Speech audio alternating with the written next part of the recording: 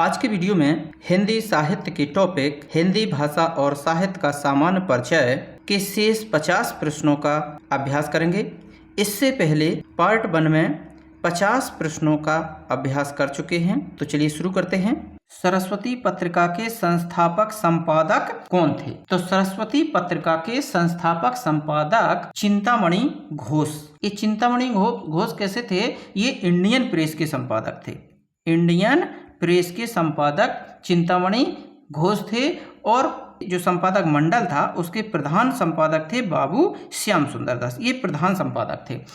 अगला प्रश्न है कि महावीर प्रसाद द्विवेदी सरस्वती पत्रिका के संपादक कब बने? तो महावीर प्रसाद द्विवेदी सरस्वती पत्रिका के संपादक बने थे 1903 ईस्वी में। अगला प्रश्न है कि काशी नागरी प्रचारणी सभा की स्थापना कब हुई थी? तो काशी नागरी प्रचारणी सभा की स्थापना 1893 ईस्वी में हुई थी। 20 का राइट आंसर है। अगला प्रश्न है कि काशी नागरी प्रचारणी सभा के संस्थापक सदस्यों में कौन शामिल थे?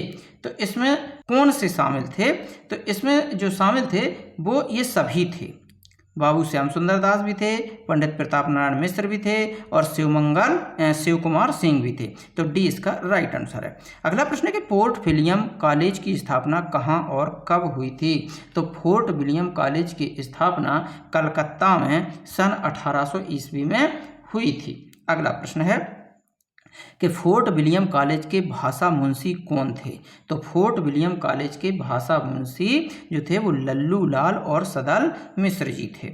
अगला प्रश्न है कि प्रेमालय या प्रेम सागर ग्रंथ के रचनाकार कौन हैं? तो प्रेमालय या प्रेम सागर ग्रंथ के रचनाकार लल्लू लाल जी हैं। ए इसका राइट आंसर है। अगला प्रश्न कि नासिकोतोपाख्यान के रचयिता कौन है? तो नासिकोतोपाख्यान के रचयिता सदल मिश्र हैं। ए इसका राइट आंसर है। अगला प्रश्न है कि रानी केतकी की कहानी उदयभान चरित्र, दूसरा इसका नाम है रानी केतकी की कहानी का दूसरा भी नाम है उदयभान चरित्र के लेखक कौन हैं? तो इसके लेखक हैं इंसा अल्लाह खान। ए इसका राइट आंसर है। अगला प्रश्न दिया जा रहा है और अगला प्रश्न है 60वां और 60वां प्रश्न कहता है कि सुख सागर के रचयिता कौन है? तो सुख सागर के रचयिता हैं मुंशी सदा सुखलाल। ए इसका राइट आंसर है। नियाज इनका उपनाम था। मुंशी सदा सुखलाल का नियाज नाम से ये प्रसिद्ध थे। अगला प्रश्न है कि हिंदी गद्य का जनक किसे माना जाता है? तो हिंदी गद्य का जनक भारतेंदु हरिश्चंद्र जी को माना जाता है। ए इसका राइट आंसर है। अगला प्रश्न है कि अष्टछाप के संस्थापक आचार्य कौन थे? तो अष्टछाप के संपादक जो आचार्य थे वो आचार्य विट्ठल नाथ जी थे। बी इसका राइट आंसर है। अगला प्रश्न है कि अष्टछाप की स्थापना किस वर्ष की गई थी? तो अष्टछाप की स्थापना 1565 ईस्वी को की गई थी। 20 का राइट आंसर है। अगला प्रश्न है कि सूरदास किस काल के प्रमुख कवि थे? तो सूरदास भक्ति काल के कृष्ण भक्ति शाखा के कवि थे। देखिए भक्ति काल को दो प्रमुख शाखाओं में बांटा गया था। एक था सगुण और दूसरा था निर्गुण। ये दो शाखाएं इसकी हुई। फिर इसमें भी दो शाखाएं हो गई। ये थी सगुण में राम भक्ति और दूसरी थी कृष्ण भक्ति शाखा। राम भक्ति के जो कवि हुए वो हुए थे तुलसीदास और कृष्ण भक्ति शाखा के कवि हुए थे सूरदास। इधर निर्गुण में भी दो शाखाएं हुए। एक हुई थी आपकी ज्ञान मार्गी शाखा, एक हुई थी प्रेम मार्गी शाखा। ज्ञान मार्गी शाखा के जो कवि थे वो थे कबीरदास जी और प्रेम मार्गी शाखा के कवि थे मलिक मोहम्मद जायसी जी। कबीरदास जी ने जो रचना की थी वो की थी कबीर बीजक के नाम से और इनने की थी पद्मावत महाकाव्य लिखा था। तुलसीदास ने रामचरितमानस लिखी थी। सूरदास ने सूरसागर लिखा था। तो भक्ति काल के जो कृष्ण भक्ति शाखा के कवि थे वो थे सूरदास जी। अगला प्रश्न है कि रामचरितमानस की रचना किस भाषा में की गई थी? अवधी भाषा में की गई थी और ये तुलसीदास द्वारा रचित थी और ये दोहा और चौपाई से संबंधित ये महाकाव्य है रामचरितमानस। अगला प्रश्न है कि कबीर ग्रंथावली के संपादनकर्ता कौन है? तो कबीर ग्रंथावली के संपादनकर्ता जो थे वो श्याम सुंदर दास जी थे। ए इसका राइट आंसर है। अगला प्रश्न है कि रीतिकाल को श्रृंगार काल नाम किसने दिया था? तो रीतिकाल को श्रृंगार काल जो नाम दिया था वो आचार्य विश्वनाथ प्रसाद मिश्र ने दिया था। ये इसका राइट आंसर है। अगला प्रश्न है कि बिहारी किस काल के प्रतिनिधि कवि हैं? तो बिहारी रीति काल के प्रतिनिधि कवि हैं। बी इसका राइट आंसर है। अगला प्रश्न है कि बिहारी सतसई में कुल कितने दोहे हैं? बिहारी सतसई जो बिहारी दास जी की एक अमर गाथा है, बहुत ही कालजयी रचना है, जिसमें लगभग 713 या लगभग 719, ये सी इसका राइट आंसर है। लगभग 700 दोहा यानी कि 713 या 719 दोहे लिखे गए हैं बिहारी सतसई में, इसीलिए इसका नाम बिहारी सतसई पड़ा। अगला प्रश्न है कि भारतेंदु युग का अन्य नाम क्या है? तो भारतेंदु युग का जो अन्य नाम था वो था पुनर्जागरण काल। अगला प्रश्न है कि द्विवेदी युग का नामकरण किसके नाम पर पड़ा? तो द्विवेदी युग का जो नामकरण पड़ा है वो पड़ा है महावीर प्रसाद द्विवेदी के नाम पर। बी इसका राइट आंसर है। अगला प्रश्न है कि छायावाद के 4 प्रमुख स्तंभों में कौन शामिल नहीं है? छायावाद के जो 4 स्तंभ माने गए हैं उनमें अयोध्या सिंह उपाध्याय हरिऔध नहीं है। इसमें कौन कौन है? देखिए, जयशंकर प्रसाद हैं, प्रसाद जी हो गए, पंत जी हो गए, सूर्यकांत त्रिपाठी निराला हो गए और महादेवी वर्मा हो गई। ये छायावाद के 4। अगला प्रश्न है कि कामायनी महाकाव्य के रचयिता कौन है? तो कामायनी महाकाव्य के रचयिता हैं जयशंकर प्रसाद।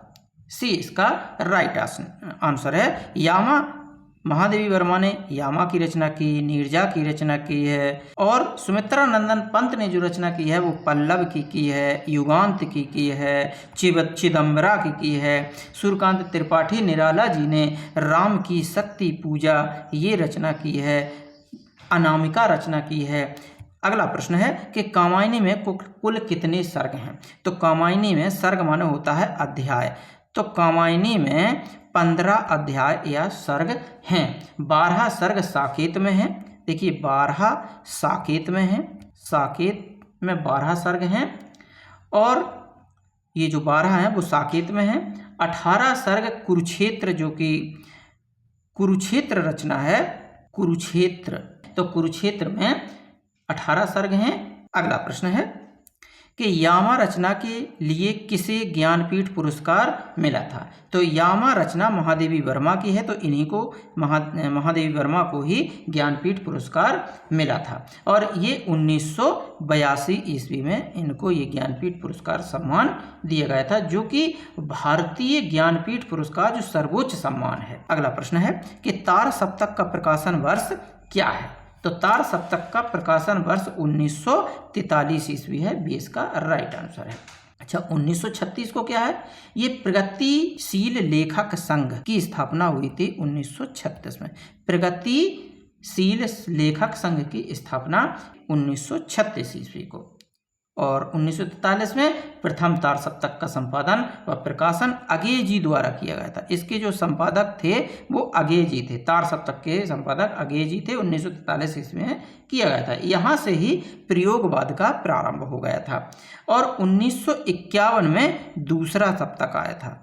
दूसरा तार सप्तक जो आया था वो 1951 में आया था, और 1959 में तीसरा तार सप्तक आया था। अगला प्रश्न है कि तार सप्तक का संपादन किसने किया था?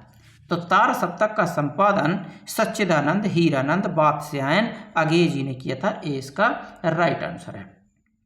अगला प्रश्न है कि प्रयोगवाद का प्रवर्तन किस रचना से माना जाता है? तो प्रयोगवाद का प्रवर्तन माना जाता है वो था तार सप्तक से, यानी कि तार सप्तक से प्रयोगवाद का प्रवर्तन माना जाता है। अगला प्रश्न है कि प्रगतिशील लेखक संघ की स्थापना कब हुई थी? तो प्रगतिशील लेखक संघ की स्थापना हुई थी 1936 ईस्वी को। 20 का राइट आंसर है। अगला प्रश्न है कि प्रगतिशील लेखक संघ के प्रथम अधिवेशन की अध्यक्षता किसने की थी? तो इसकी जो अध्यक्षता की थी, प्रगति संघ लेखक संघ की जो प्रथम अधिवेशन की अध्यक्षता की थी वो की थी मुंशी प्रेमचंद जी ने। ये इसका राइट आंसर है। अगला प्रश्न है कि गोदान उपन्यास के लेखक कौन हैं? तो गोदान उपन्यास के लेखक हैं मुंशी प्रेमचंद जी। अगला प्रश्न है कि मुंशी प्रेमचंद का अधूरा उपन्यास कौन सा था? तो मुंशी प्रेमचंद जी का अधूरा उपन्यास मंगलसूत्र था, और मंगलसूत्र इनका एक अंतिम उपन्यास है, और ये भी अपूर्ण है, जिसे बाद में इनके पुत्र अमृत राय ने अमृत राय इनके पुत्र थे मुंशी प्रेमचंद जी के, तो अमृत राय ने इसको पूरा किया था। गबन इनका पूर्ण उपन्यास है, कर्मभूमि है और निर्मला भी मुंशी प्रेमचंद जी के ये पूर्ण उपन्यास हैं। अगला प्रश्न है कि हिंदी का प्रथम आंचलिक उपन्यास कौन सा है? तो हिंदी का प्रथम आंचलिक उपन्यास फणीश्वर नाथ रेणु द्वारा मेला आंचल है। इसके जो रचनाकार थे वो थे फणीश्वर नाथ रेणु जी थे इनके मेलांचल के, जो कि प्रथम आंचलिक उपन्यास माना जाता है। और ये जो उपन्यास की जो प्रमाणिक माना जाता है ये 1954 ईस्वी इसका प्रमाणिक काल माना जाता है। इसके बाद अगला प्रश्न है कि मेला आंचल उपन्यास के रचनाकार कौन है? तो मेला आंचल उपन्यास के जो कि आंचलिक उपन्यास है फणीश्वर नाथ रेणु है। अगला प्रश्न है कि राग दरबारी उपन्यास के लेखक कौन हैं? तो राग दरबारी उपन्यास के लेखक हैं श्रीलाल शुक्ल, ये इसका राइट आंसर है। अगला प्रश्न है कि बाण भट्ट की आत्मकथा उपन्यास के लेखक कौन है? तो बाण भट्ट की आत्मकथा उपन्यास के लेखक हैं आचार्य हजारी प्रसाद द्विवेदी जी। आचार्य हजारी प्रसाद द्विवेदी ने ऐतिहासिक पृष्ठभूमि पर बाण भट्ट की आत्मकथा ये उपन्यास लिखा था। भगवती चरण वर्मा ने इसी चित्रलेखा जो उपन्यास था चित्रलेखा लिखा था। भगवती चरण उपन्यास ने चित्रलेखा लिखा था। अगला प्रश्न है कि गुनाहों का देवता उपन्यास के लेखककार कौन है? तो गुनाहों का देवता लिखा था धर्मवीर भारती ने। और कमलेश्वर ने लिखा था कितने पाकिस्तान। कमलेश्वर ने लिखा था उपन्यास कितने पाकिस्तान। कितने पाकिस्तान यदि प्रश्न आता है कि कितने पाकिस्तान उपन्यास के लेखककार कौन हैं? तो कितने पाकिस्तान के हैं कमलेश्वर। और राजेंद्र यादव ने क्या लिखा? राजेंद्र यादव ने लिखा सारा आकाश। इन्होंने लिखा सारा आकाश लिखा। और मन्नू भंडारी ने क्या लिखा? मन्नू भंडारी ने लिखा है आपका वंटी। प्रसिद्ध रचनाएं हैं ये, आपका वंटी लिखा है मन्नू भंडारी ने। अगला प्रश्न है कि अंधा युग गीत नाट्य के रचनाकार कौन हैं? तो अंधा युग के जो रचनाकार हैं वो हैं धर्मवीर भारती, भी इसका राइट आंसर है। अगला प्रश्न है कि आषाढ़ का एक दिन नाटक के लेखक कौन है? तो आषाढ़ का एक दिन नाटक के लेखक हैं मोहन राकेश, भी इसका राइट आंसर है। अगला प्रश्न कि संविधान के किस अनुच्छेद के तहत देश में संघ की राजभाषा हिंदी और लिपि देवनागरी घोषित की गई है? तो संविधान के अनुच्छेद वो था 343, ये इसका राइट आंसर। 343 के 17 यानी कि जो भाग 17 है उस भाग 17 में हिंदी को राजभाषा और देवनागरी लिपि को घोषित किया गया था। अब अनुच्छेद 350 में क्या है? ये है मातृभाषा से संबंधित और प्राथमिक शिक्षा से संबंधित। मातृभाषा से संबंधित है और प्राथमिक शिक्षा से संबंधित है। अनुच्छेद 351 में क्या है? अनुच्छेद 351 में हिंदी के विकास की बात की गई है। हिंदी के विकास की बात की गई है, इसमें हिंदी का विकास इसमें की बात की गई। अनुच्छेद 345 में क्या है? तो अनुच्छेद 345 में प्रादेशिक भाषाओं का जाना जाता है, ये इसका राइट आंसर है। अगला प्रश्न है कि 84 वैष्णवन की वार्ता और 200 वैष्णवन की वार्ता के लेखक कौन हैं? तो इसका राइट आंसर है 84 वैष्णवन की वार्ता के लेखक गोकुलनाथ जी हैं, ये इसका राइट आंसर है। अगला प्रश्न है 94 और ये कहता है कि भक्तमाल ग्रंथ के रचयिता कौन है? तो भक्तमाल ग्रंथ के रचयिता हैं नाभादास जी, ये इसका राइट आंसर है। और स्वामी नाभादास जी ने इसे संवत 1642 ये संवत है 1642 और जो सन था वो था 1585 ईस्वी के आसपास प्रदय छप्पय छंदबद्ध था, ये छप्पय छंदबद्ध ग्रंथ था भक्तमाल।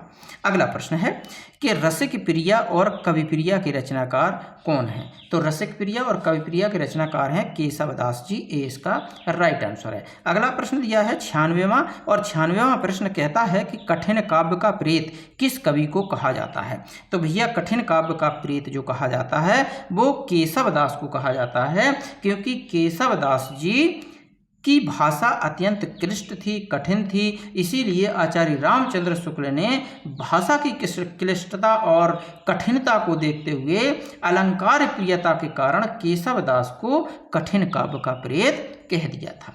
अगला प्रश्न है मधुशाला के रचयिता कौन है?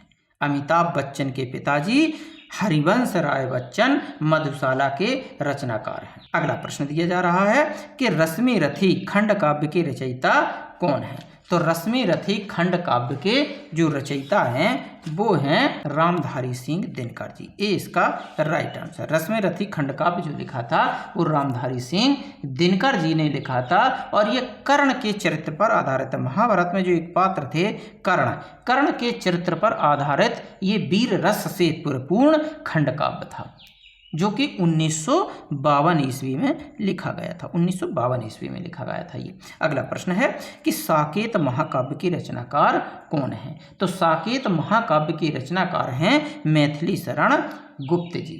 और ये मैथिली शरण गुप्त ने जो साकेत महाकाव्य है ये लक्ष्मण की पत्नी उर्मिला के विरह के रूप में इसको लिखा है। उर्मिला का विरह इसमें दिया है, यानी कि जब लक्ष्मण उर्मिला का बिछड़ना हो जाता है वहाँ पर मैथिली शरण गुप्त जी ने साकेत महाकाव्य लिखा है और इसमें 12 सर्ग हैं।